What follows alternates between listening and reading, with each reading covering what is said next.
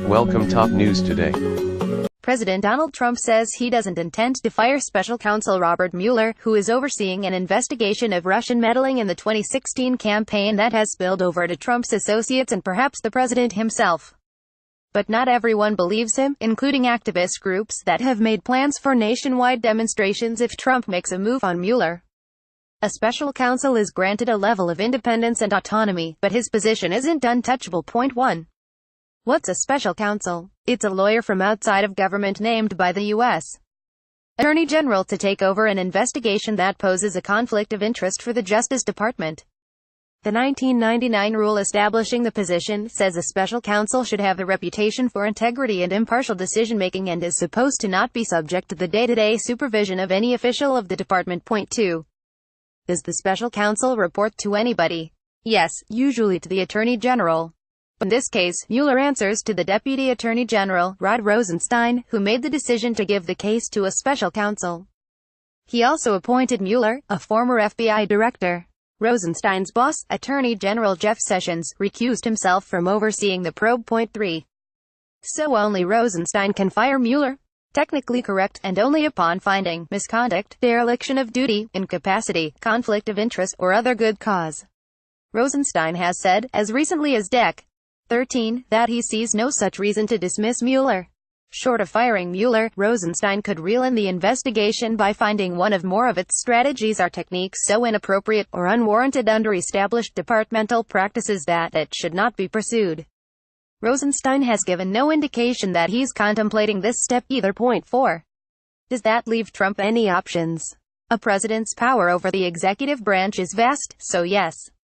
He could, for instance, fire Rosenstein and pressure Rosenstein's successor, which right now would be Associate Attorney General Rachel Brand, the Justice Department's No.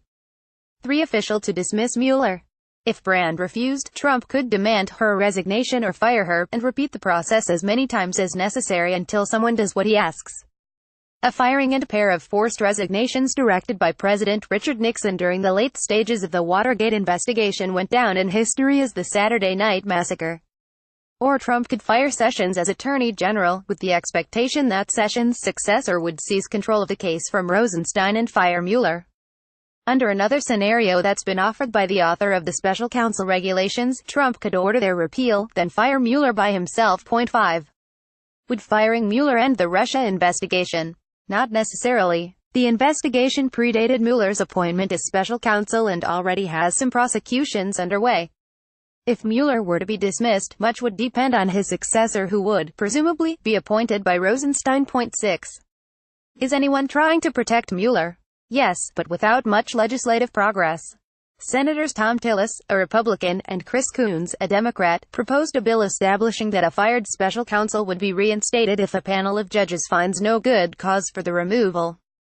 Two other senators, Republican Lindsey Graham and Democrat Cory Booker, offered a bill that would require the Attorney General or acting Attorney General to get approval from a 3-judge panel before firing a special counsel.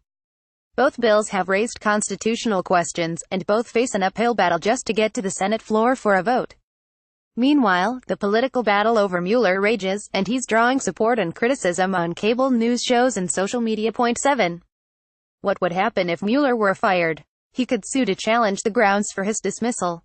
Beyond that, much of the fallout would depend on Trump's fellow Republicans in Congress, who hold majorities in the House and the Senate. Democrats could be expected to express their outrage with a variety of proposals to reinstate Mueller and to remove Trump as president on grounds that he had obstructed justice. Point 8. Could Trump be impeached for firing Mueller? Since removing a president is a political process, not a legal one, anything can be grounds for impeachment if enough members of Congress say it is. The U.S.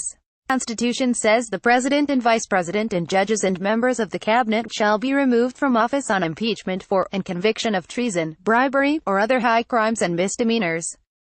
The key phrase high crimes and misdemeanors has been defined by Congress through the years to include exceeding or abusing the powers of the presidency or misusing the office for improper purpose or gain. The reference shelf quick take QAs on the twists and turns of the Trump Russia story and what to know about impeachment. No, I'm not, Trump said when asked if he'll fire Mueller. If Trump fires Mueller, he must be impeached, argues The Nation. The fine print on the special counsel's powers. The Congressional Research Service defines independent counsels, special prosecutors and special counsels.